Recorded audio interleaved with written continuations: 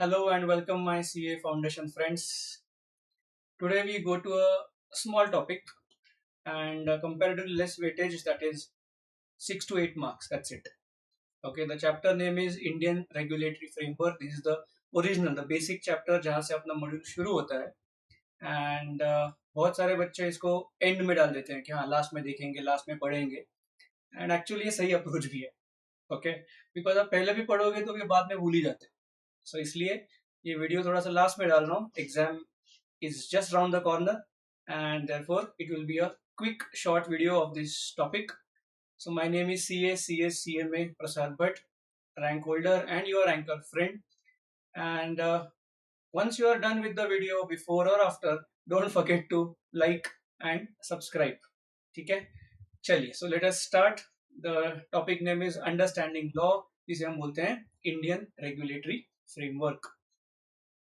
So we start with the very basic. What is the meaning of law? So we all know law is a system of rules and regulations. The whole idea of law is setting some boundaries, setting things to do's, don't do's, etc.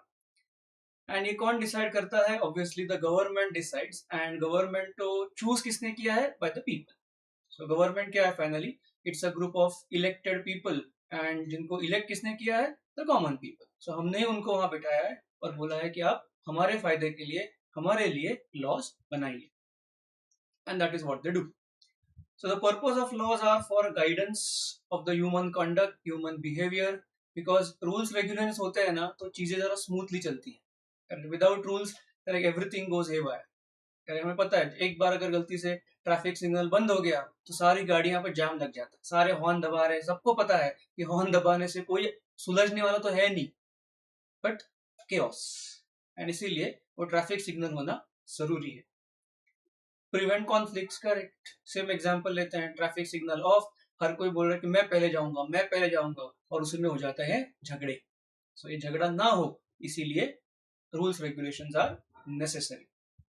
And ensure harmonious, भाईचारा बना रहे, कुछ भी टंटा ना हो, कुछ भी झगड़ा ना हो, इसीलिए laws are necessary.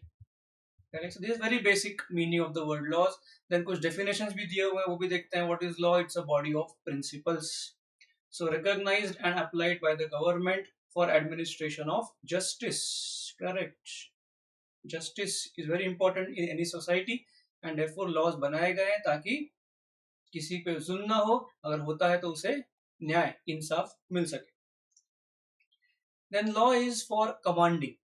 So government ने अगर law बनाया है, it is set by a sovereign, correct, the superior power of a country. In simple language, government किसके लिए? To his political subjects, मतलब जनता, हमारे लिए, और जिसमें कमांड है, ड्यूटी है और सैंक्शन. ना कमांड का मतलब है कि गवर्नमेंट सेज कि आपको ऐसा करना है, this is what you have to follow. अगर आपको दुकान खोलनी है तो शॉप एक्ट लाइसेंस जरूरी है, नेसेसरी. एंड सैंक्शन का मतलब है रिस्ट्रिक्शन. यहाँ पे बोर्ड लगा है नो पार्किंग, मतलब रिस्ट्रिक्शन है, नो एंट्री रिस्ट्रिक्शन है, यहाँ से मत जाइए बिकॉज ट्रैफिक स्मूथली चले, इसीलिए यहाँ से नो एंट्री की गई है. करेक्ट. रास्ता नैरो है इसीलिए नो पार्किंग किया गया है, that is sanction, restriction. So government does this for the smooth flow of the society. Then next important point is law is dynamic. So dynamic का मतलब है law has to change. जरूरी है भाई. And law कैसे change होगा? As per people, as per time. So कुछ चीजें जो पहले law was not recognizing, now they recognize. या उल्टा भी है, पहले जो अलाउड था वो अभी डिसअलाउड है. फॉर एग्जाम्पल बहुत सालों पहले there was a practice of sati which was considered normal, but now it is not normal, it is not allowed. या फिर पहले कंसेप्ट थी कि widow remarriage was not allowed, but अभी लॉ कहता है कि इट्स अलाउड, अगर आपको करनी है तो आप कर सकते हो. So, जैसे सोसाइटी चेंज होती है, जैसे हमारे थॉट्स चेंज होते हैं, जैसे अपना कल्चर बदल जाता है, वैसे लॉ को भी बदलना जरूरी है. जब कंप्यूटर्स नहीं थे तो इंफॉर्मेशन टेक्नोलॉजी एक्ट भी नहीं था. अब कंप्यूटर्स आए तो उसके लिए इंफॉर्मेशन टेक्नोलॉजी एक्ट भी लाना पड़ा. तो जैसे जैसे चीजें चेंज होती है लॉ को भी बदलना पड़ेगा और वो बदलता है. Then what next? Law is finally a social mechanism. Correct. Society के लिए है. Law is for the human behavior, harmonious, smooth functioning of a country. Simple. चलिए आगे बढ़ते हैं. What are the functions, purpose of law quickly? So guidance, it provides direction, it provides guidance to humans, their behavior को सीधा रखने के लिए. Impartial, अब प्रैक्टिकली है या नहीं वो अलग सवाल है, बट लॉ का पर्पज है कि इट शुड बी इम्पार्शियल, सब लोग लॉ के सामने सेम. अब अमीर हो या गरीब हो, यहाँ से हो या वहां से हो, कानून के सामने everybody has to be same. That is the purpose of law, that is impartiality. Then law dynamic, already we have seen, it changes as per time, it changes as per our thought process. The purpose of law is to secure justice, this point we already discussed, and fair treatment, सबको समान treatment मिलनी चाहिए. Uniformity, it should be known, there should be nothing confusing about the law. ऐसा नहीं होना चाहिए कि इस स्टेट में अलग ही है, यहाँ के ट्रैफिक रूल अलग है, दूसरे स्टेट के अलग है. इंडिया में ट्रैफिक रूल है सेम, नो पार्किंग है तो सब जगह नो पार्किंग है, इट यूनिफॉर्म, उसमें कोई ऊपर नीचे नहीं होता. एंड जहां पे लॉ है वहां पे लॉ का एनफोर्समेंट, मतलब उसको देखना पड़ेगा कि ये लॉ फॉलो हो रहा है कि नहीं हो रहा है, that is called as enforcement. That means अगर कानून ने बोला है कि भाई ट्रैफिक सिग्नल फॉलो करने हैं, there is a traffic police who will make sure that जो सिग्नल तोड़ते हैं उसे सजा मिलेगी. Okay, there is a normal police, जो चोरी करते हैं वो जेल में जाएगा. इसका मतलब है कि सिर्फ लॉ बना के छोड़ दिया इज नॉट इनफ. करेक्ट, उसको प्रोटेक्ट करने वाला, उसको इम्प्लीमेंट करने वाला भी कोई चाहिए, अथॉरिटीज चाहिए. And those authorities are a part of enforcement of the law. Easy. So अगर आप लकी हो तो ऐसे सिंपल सवाल, इनफैक्ट टॉपिक ही पूरा सिंपल है. ओके, नथिंग कॉम्प्लिकेटेड, आपको सिर्फ पढ़ना है, याद रखना है, लिख देना है, बढ़िया. एंड आप देखोगे सारा जो अपना स्लाइड्स मैंने बनाया है ना, आपको आंसर भी वैसे ही लिखने हैं, पॉइंट वाइज. आप पॉइंट वाइज लिखते हो सो ऑटोमेटिकली एक फ्लो अच्छा रहता है, दिखने में अच्छा लगता है, आपके पेपर की लेंथ बढ़ जाती है. मतलब अगर पैराग्राफ में लिखोगे एक के आगे कि पूरा पैराग्राफ, एक तो खिचड़ी बन जाती है और आपका आंसर छोटा दिखता है. और उसी पैराग्राफ को आप तोड़ते जाओगे, पॉइंट में लिखते जाओगे, एक एक लाइन छोड़ते जाओगे, तो आपके 4 लाइन का आंसर 8 लाइन 10 लाइन का हो जाता है. एंड देन पेपर चेकर भी सोचता है कि हाँ भाई इसमें 7-8 पॉइंट लिखे हैं, 5-6 पॉइंट लिखे हैं, तो उसको ज्यादा मार्क्स दे दो, बशर्ते वो पॉइंट्स सही होने चाहिए. अब कुछ भी नहीं, प्लीज रिमेंबर ये बीकॉम नहीं है, ये 11th-12th नहीं है, यहाँ पे ओनली क्वालिटी मैटर्स. सो अगर आप कोई पॉइंट भूल गए हो तो फालतू मत लिखो, सही लिखो, बस. कम लिखो बट सही लिखो, that's the whole point of CA exams. Then next question आ सकता है, सी इस टॉपिक में ना एक 4-5 सवाल है जो घूम फिर के वही आते हैं. तो अगर पिछले अटेम्प्ट में ये 2 आए हैं तो अगले में ये 2 आए, फिर उसके में ये 2 आएंगे. सो सवाल उतना ही है, वही सिर्फ घूम फिर के वापस आ जाते हैं. So sources of law, this is one of the questions. Easy है, लॉ आया कहां से? Obviously, India was ruled for so long by the British, and therefore the first source of law is British laws. In fact, जो laws हम देखते हैं, जो year देखते हैं, एक negotiable instrument 1881, Contract Act 1870, Partnership, Sale of Goods 1930, 1932, ये सारे जो years हैं, that itself shows they are before independence, and that means ये laws कहाँ से आए हैं? ब्रिटिश लॉ से हमने अडॉप्ट किए हैं, एक्सेप्ट किए हैं, एंड थोड़े बहुत अपने लिए मॉडिफिकेशंस किए हैं. दैट मीन्स अगर आज भी if there is a doubt and difficulty और confusion in Indian law, we refer to the British law, because वो अपना मोस्ट ओरिजिन, मतलब वहां से हमने कोई लोग बोलते हैं कॉपी पेस्ट है, अगर हम बोलेंगे inspired by British laws. Okay, so the first is British laws. Second is our own practices. यार कोई चीज आप बार बार करते जाओगे, बार बार करते जाओगे, वो रूल बन जाएगा, रूल बनते बनते बनते फाइनल लॉ बन जाएगा. So our practices which we follow year after year, century after century, they also help in making laws. Then judicial precedent. Judicial precedent का मतलब है past court decisions. And मामूली आलतू फालतू डिसीजन नहीं, करेक्ट, जो decision होते हैं इनको हम बोलते हैं लैंडमार्क डिसीजंस. ऐसा कोई डिसीजन दिया है कोर्ट ने कि जिससे लॉ की दिशा ही बदल गई. Such decisions, correct, they are called as judicial precedents. See because basic rule of law क्या है? बेसिक रूल है कि जजेस शुड फॉलो जो चलता आ रहा है, जो लॉ बुक्स में लिखा है आप वो फॉलो करते जाओ, that is what the law says. But अगर ऐसी सिचुएशन आती है कि जो लॉ बुक्स में नहीं है, ऐसी सिचुएशन आती है कि जो लिखा ही नहीं कहीं, मतलब it's a completely new thing, so court क्या करते हैं? कोर्ट मतलब Supreme Court, obviously the highest is Supreme Court, they have to go outside the law books for providing justice, for providing, यहाँ पे ना उनको थोड़ा सा लीगल और एथिकल एंगल भी देखना पड़ता है। अभी रिसेंटली एक couple of months back there was a case in India on euthanasia. तो यूथेनेशिया का मतलब है इच्छा मृत्यु।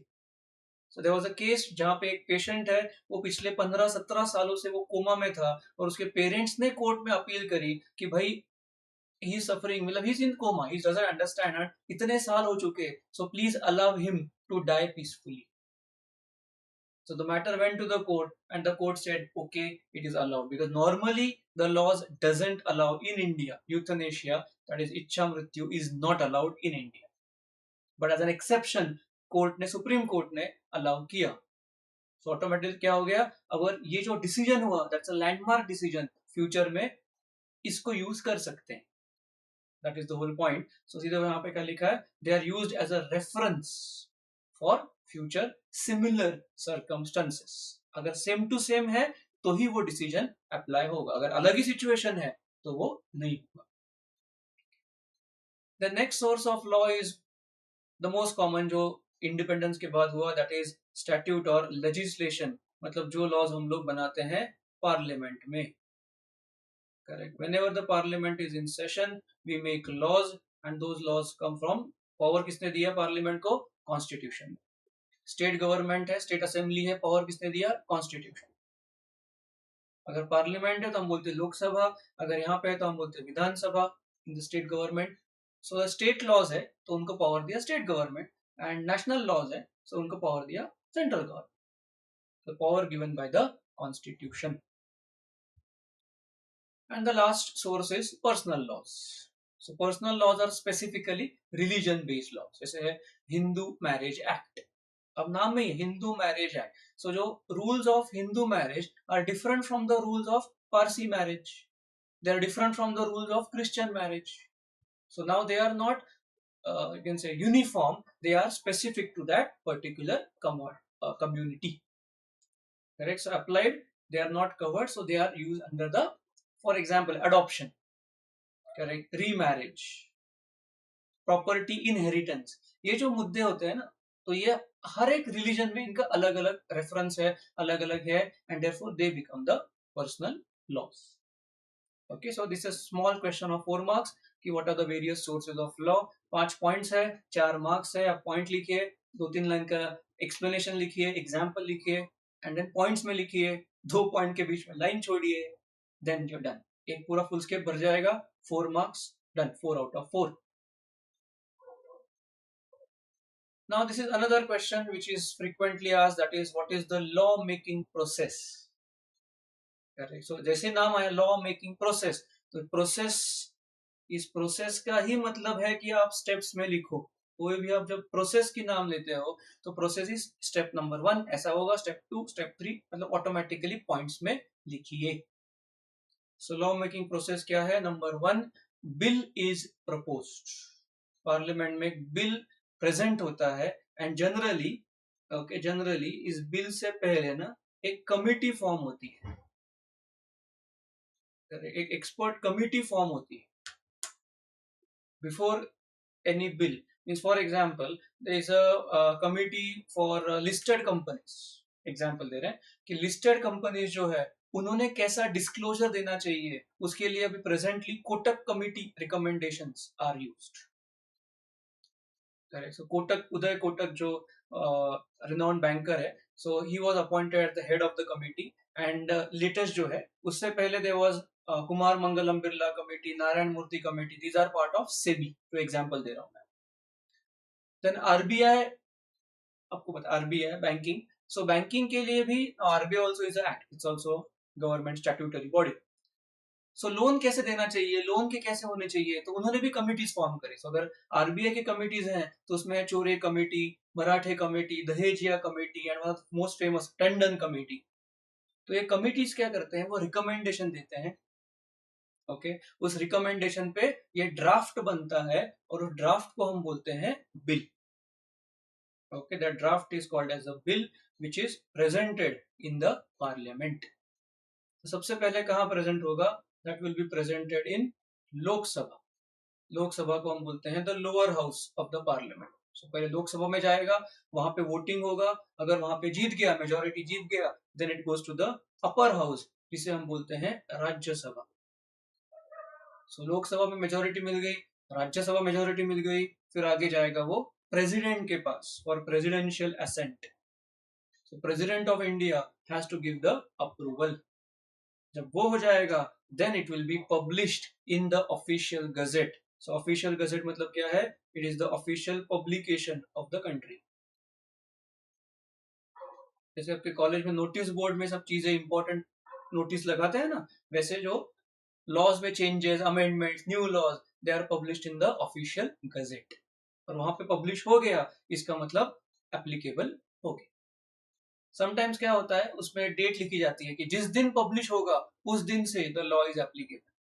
समटाइम्स अलग डेट दी जाती है कि सपोज पब्लिश हुआ फरवरी में, but it is written in the act कि this will be applicable on 1 April onwards, depends. So last is the act is enforced, मतलब it becomes effective from the notified date. अगर अलग से date है तो वहां से, अगर अलग से डेट नहीं है तो जिस दिन गजेट में पब्लिश हो गया तब से वो इफेक्टिव हो गया। So 5 marks question, what is the law making process. Sometimes इसके साथ वो एक और पूछते हैं, what are the types of law. दोनों एक साथ सवाल आते हैं ऐसा भी पूछा गया से 5 to 6 मार्क्स कि what is the law making process as well as what are the types of law, together 6 marks 7 marks. ठीक है ना, इवन बेटर। चलो देखते हैं ना, what are the types of law, उसमें क्या लिखना है, let us see that. Yes, so types of law and law making process अगर साथ में पूछ लिया, that will be around 6-7 marks. कभी भी 5 मार्क्स को भी दोनों पूछ लेते हैं, ठीक है, पॉइंट में लिख दो, जल्दी हो जाएगा। So what are types of laws. So types of law में आता है, पहला है क्रिमिनल लॉ। नाम में ही है क्रिमिनल, मतलब related to public wrongs, punishments. Correct, पुराना था जो था IPC, Indian Penal Code, which was replaced by the भारतीय न्याय संहिता। Then there was a criminal procedure code, it was replaced by the भारतीय नागरिक सुरक्षा संहिता। And there was originally Indian Evidence Act, which is substituted by the भारतीय साक्ष्य अधिनियम। So these are the new names of all the criminal laws in India. So first type क्या है, criminal laws, जहाँ पे जेल होती है। आपने वो मूवी में देखा होगा ना, मूवीज में या सीरीज में होता है कि वो एंड में जज बोलता है, सभी गवाहों और सबूतों को मद्देनजर रखते हुए ये अदालत इस नतीजे पे पहुंची है कि मुलजिम सो एंड सो ताजिर आते ही दफा 302 के तहत सजाए मौत दी जाती है। So that's दफा 302, that was the original IPC, and सजाए मौत मतलब punishment was in that case death, so on. So everybody knows, ये मूवी में बहुत देखे आपने।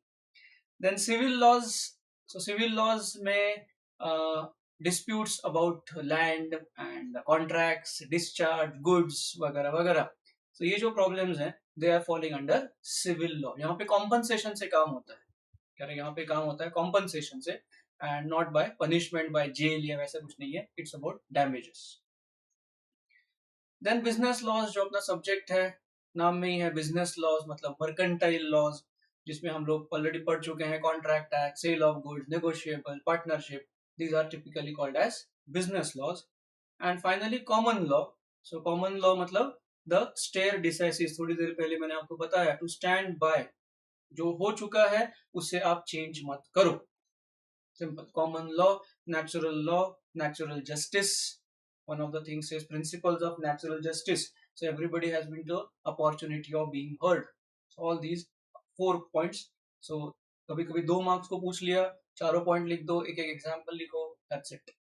ठीक है, सो साथ में पूछे law making process and types of law. चलो आगे बढ़ते हैं। अनदर क्वेश्चन छोटा सा 3 to 4 marks, enforcement of law. Enforcement का मतलब देखते हैं। So after law is passed it must be enforced by the appropriate, correct, so enforced by the appropriate authority. मतलब ये लॉ पास हो गया, करेक्ट, लेकिन अगर किसी ने ये लॉ तोड़ा तो कौन उसको पकड़ेगा? That is the main point. ठीक है, मतलब कौन सी अथॉरिटी है, किसको पावर दिया गया है, सबको भी रेड मारना है। तो अगर इनकम टैक्स का मैटर है तो इनकम टैक्स का ही बंदा रेड मारेगा ना, उसमें दूसरे वाला कोई आएगा नहीं। Are you getting? तो अथॉरिटी किसके पास है? एनफोर्समेंट कौन करेगा इनकम टैक्स का? इनकम टैक्स के लोग करेंगे। जीएसटी का कौन करेगा? जीएसटी वाला करेगा। अगर कोई क्रिमिनल ऑफेंस है, करेक्ट, उसमें कोई मतलब स्मगलिंग है वगैरह वगैरह है, तो उसमें फिर इनकम टैक्स वाले नहीं आएंगे, उसमें अलग डिपार्टमेंट, पुलिस वाले आएंगे। सो ऐसे the laws are created. Okay, enforcement. So central government, state government will be the enforcing authority based on jurisdiction. State का matter है, center का matter है, they will decide accordingly, they will take the actions. And इसीलिए उन्होंने अलग अलग ministries बनाए हैं। For example ministry of finance, मतलब economy related, taxation, capital market, SEBI वगैरह वगैरह सब इसके अंदर आ जाएंगे। सेबी है, अगर स्टॉक मार्केट में गड़बड़ होती है तो कौन सा लॉ आएगा? सेबी वाले एक्शन लेंगे। उसमें बैंक वाले, आरबीआई वाले नहीं आएंगे, लेकिन बैंक में गफला हो गया तो आरबीआई वाले आएंगे। उसको बोलते हैं अथॉरिटी किसको दी है? उस पर्टिकुलर ऑफिस को, उस पर्टिकुलर डिपार्टमेंट को अथॉरिटी दी गई है टू टेक एक्शंस, उसको बोलते हैं enforcement. Then ministry of corporate affairs, नाम ही है कॉर्पोरेट, कंपनी रिलेटेड। अपना जो इंस्टीट्यूट है CA, CS, CMA, they also fall under corporate affairs. MCA, insolvency act, IBC 2016, all these are a part of ministry of corporate affairs. Then ministry of home affairs, इसमें security है and state matters हैं and national security आ गया, internal दंगे हो जाते हैं, तो ये सब होम अफेयर्स में चला जाएगा। Ministry of law and justice, नए नए लॉज बनाना में, recently labour laws have been revise, सारे नए नए लेबर लॉज आ गए, तो ये सब इनका काम है। And the last question again 4-5 marks. हमने क्या बोला है? ये 4-5 ही सवाल है, types of law and process of law. ठीक है, enforcement of law, judicial system, 3 हो गए। और पहले हमने देखा था what are the sources of law. So sources एक सवाल, 4-5 marks. Then law making process plus types of law, again 4-5 marks. Enforcement 3-4 marks. Judicial system structure 3-4 marks. ये 4 ही सवाल हैं जो आगे पीछे आते रहते। सो जस्ट हैव टू सी, अगर लास्ट अटेम्प्ट में ये पूछा है तो अगले में दूसरा पूछ लेंगे। करेक्ट, समटाइम्स दे में आस्क की चलो सेबी पे शॉर्ट नोट बताओ, ओके बता दो सेबी पे शॉर्ट नोट। कभी बोलेंगे आरबीआई पे बताओ, ओके आरबीआई, तो ऐसे भी पूछा है कभी कभी। All these things are there in the notes, module में है, सब आपके क्लास के नोट्स में है। सो सिंपल है। सो जुडिशियल सिस्टम में सबसे ऊपर obviously supreme court, it is the apex. Apex का मतलब है at the top of the country. And 38 जजेस, अभी जस्ट इसी महीने few judges were added. अभी तक 34-35 थे, that number is now added to 38 including the chief justice of India. So 37 plus 1 chief justice, 38. And supreme court ने तो decision दे दिया तो applies to the entire country. उसके नीचे आते हैं high courts. Presently there are 25 high courts in India and उसमें 7 high courts है, दे आर शेयर्ड, मतलब नॉर्थ ईस्ट के लिए एक कॉमन है। करेक्ट, जो बॉम्बे हाई कोर्ट है वो गोवा भी उसमें इंक्लूड हो जाता है। तो ऐसे भी कुछ है कि एक हाई कोर्ट है एंड 2-3 स्टेट्स को कवर करते हैं। एंड हाई कोर्ट का जुरिस्डिक्शन जो है that is only for that state. That mean Bombay high court decision, okay, जो कंपल्सरी क्या होगा? महाराष्ट्र के लिए होगा, गोवा के लिए होगा, बिकॉज उसके जुरिस्डिक्शन में आते हैं। लेकिन Tamil Nadu state will not follow the ruling of Bombay high court. Okay, so one high court का जो एरिया है, जुरिस्डिक्शन अपना, जो कौन लोग मेरा सुनेंगे? मेरे स्टेट वाले सुनेंगे। अगर कर्नाटका है तो कर्नाटक के लोग उनके हाई कोर्ट का सुनेंगे, मध्य प्रदेश का डिसीजन नहीं। रेफरेंस ले सकते हैं, भाई सेम मैटर था, मध्य प्रदेश में क्या डिसीजन लिया, तो कर्नाटक वाले रेफरेंस ले सकते हैं, बट बाइंडिंग नहीं है, कंपल्सरी नहीं है, वो अपना अलग भी डिसीजन दे सकते हैं। देन हाई कोर्ट के बाद आते हैं डिस्ट्रिक्ट कोर्ट्स, जो आपके शहर में भी होगा, उसमें सिविल होता है, सेशंस कोर्ट होते हैं, तो civil matters, and sessions court में criminal matters. And last is metropolitan courts, so establish for cities जहाँ पे पॉपुलेशन मतलब इतना ज्यादा भी नहीं है कि वहाँ पे हाई कोर्ट हो, इतना कम भी नहीं है, सो जहाँ पे population is more than 10 lakh, तो ऐसे शहरों में metropolitan courts also have been set up. Correct. So again 4 5 marks, 4 marks. What is the structure of Indian judicial system? चारों पॉइंट, हर एक का क्या क्या पावर है। Supreme Court applies to the entire country, high court only that state, compulsory, दूसरे state only for reference. उसके नीचे डिस्ट्रिक्ट, उसमें सिविल भी होते हैं, सेशंस मतलब क्रिमिनल भी होते हैं, और मेट्रोपॉलिटन जहां 10 लाख से ऊपर पॉपुलेशन है वहां पे मेट्रोपॉलिटन कोर्ट भी एस्टेब्लिश होता है। तो दैट्स इट, सिंपल, छोटा सा chapter, and done, we are done. Okay, so make sure you do this, because ये सिंपल डायरेक्ट क्वेश्चन। सी लॉ में क्या होता है ना, जो केस वाले सवाल होते हैं उसमें कंफ्यूजन हो सकता है, इसमें no case, direct question. What short note, इसका लिखो, ये लिखो, तो मेक श्योर कि आप पूरे के पूरे मार्क्स इसके लो। ठीक है, fine. So thank you again, this is CA Prasad Bhatt, and again request कि हम जो ये काम कर रहे हैं वो मैक्सिमम लोगों तक पहुंचे, इसीलिए आप लाइक करिए, कमेंट करिए, सब्सक्राइब करिए। If you want any more improvements, please let me know. Correct, my WhatsApp number is there, and we'll have even better things coming up. Okay, so see you, and thank you, all the best. Okay, do well.